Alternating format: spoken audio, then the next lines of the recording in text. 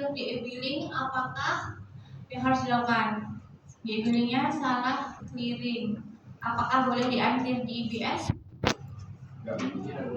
Nggak boleh. Jadi kalau misalnya IBS dan e-billing itu adalah dua aplikasi yang berbeda. Jadi perlakuannya apabila di e-billing melakukan kesalahan nggak boleh di cancel di IBS karena nanti datanya itu di e-billingnya datanya tetap statusnya sukses, di IBS-nya nanti statusnya tetap cancel. Ada yang mau ditanyakan nggak terkait e-billing?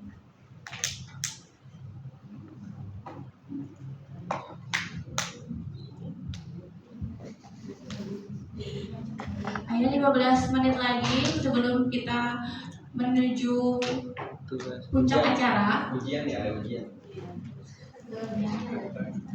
Ayo, ada yang mau ditanyain nggak? Sebelum tes nih, kita ada UTS. 15 menit. Kalau mau yang ditanyain terkait apapun pembayaran, terus penerimaan, IBS, e-billing, apapun yang mau ditanyakan silakan. Ada waktu 15 menit.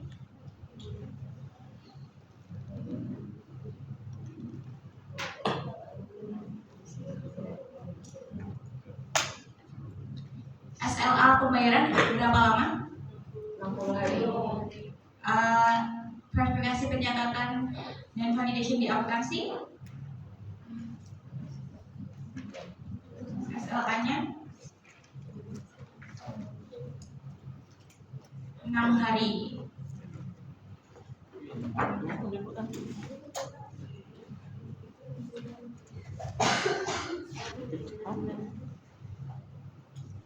Oke, ini ada tambahan informasi lagi ya, nanti di cabang kita akan menggunakan aplikasi bank. Kemarin udah diajarin belum? Belum. Besok ya mungkin.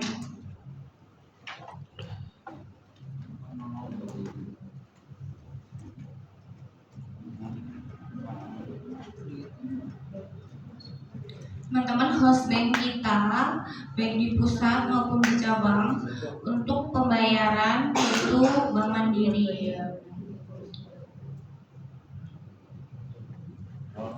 Jadi kita sedang melakukan development pengembangan integrasi di e-billing menggunakan Bank Mandiri. Jadi nanti kita tidak perlu habis approve di e-billing terus kita approve di aplikasi bank bikin baru, nggak perlu karena nantinya akan terintegrasi, tapi masih dalam proses. Nah, ini nanti di cabang kalau mau melakukan proses pembayaran kita biasanya itu pakai ini single transfer to Mandiri dan single transfer to other bank. Kenapa yang ini to Mandirinya ini other bank? Karena host bank kita Mandiri, jadi selain Mandiri dibikin other bank. Selain dua ini kita mungkin akan menggunakan ini menu single bill payment ini untuk membayar tagihan yang menggunakan VA. Dan karena host bank kita Mandiri, jadi untuk single bill payment ini hanya bisa dipakai untuk VA Mandiri. Jadi kalau misalnya nanti ada kayak bayar listrik atau apa di cabang menggunakan VA dan VA-nya Mandiri, jadi kita pakainya single bill payment ini. Atau mungkin pembayaran PNBP di cabang ada pembayaran apa tagihan yang seperti itu, nanti kita pakainya single FPN billing ID payment, tapi ini jarang. Ini untuk VA yang Mandiri. Terus kalau misalnya pembayarnya VA tapi non Mandiri, kita pakainya apa? Kita nanti tetap pakainya single transfer to others bank. Ini Mandiri, yang ini others bank.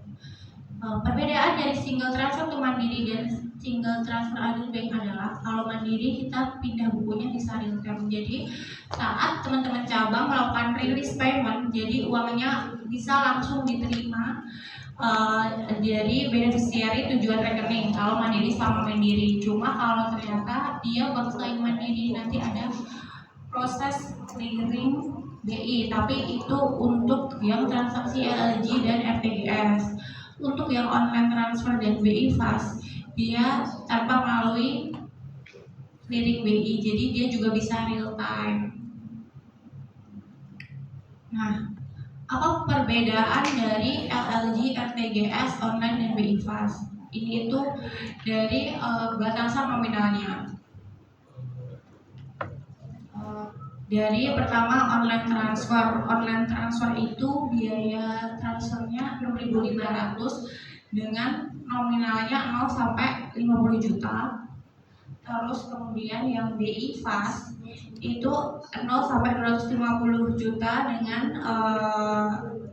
fee-nya 2.500. Untuk LLG ini nominalnya 0 sampai 1 miliar dengan fee-nya 2.900, dan untuk RTGS di atas 1 miliar fee-nya 25.000.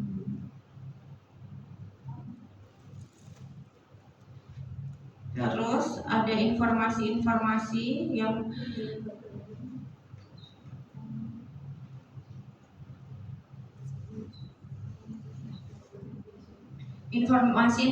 kalau ini tuh yang ada proses rekening BI-nya. Jadi ada yang mandatory yang isinya bintang ini wajib diisi. Misalnya beneficiary bank-nya BCA, ada bank code-nya, terus ada akun numbernya bla bla bla gitu.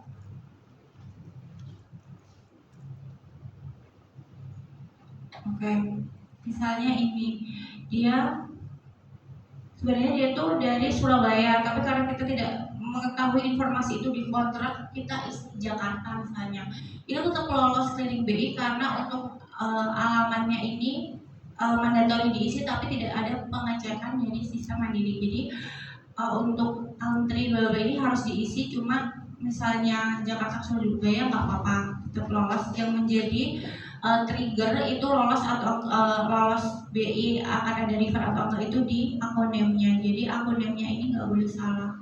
Akun number sama akun name nggak boleh salah. Untuk yang lainnya wajib diisi, tapi tidak dilakukan pengecekan dari sisi bank. Jadi kalau misalnya ada salah alamat, itu sepenuhnya menjadi tanggung jawab kita kalau informasinya salah. Cuma secara banknya dananya tetap bisa dirilis. Terus kemudian notifikasi ini itu kalau kan biasanya ada beberapa penyedia jasa yang minta rincian pembayarannya grouping atau apa. Nanti kita bisa minta emailnya, terus kemudian kita bisa masukin emailnya, jadi nanti dari sistemnya Mandiri memberikan informasi kepada penyedia jasa melalui email bahwa kalian telah melakukan transfer ke akun rekeningnya. Ada yang mau ditanya?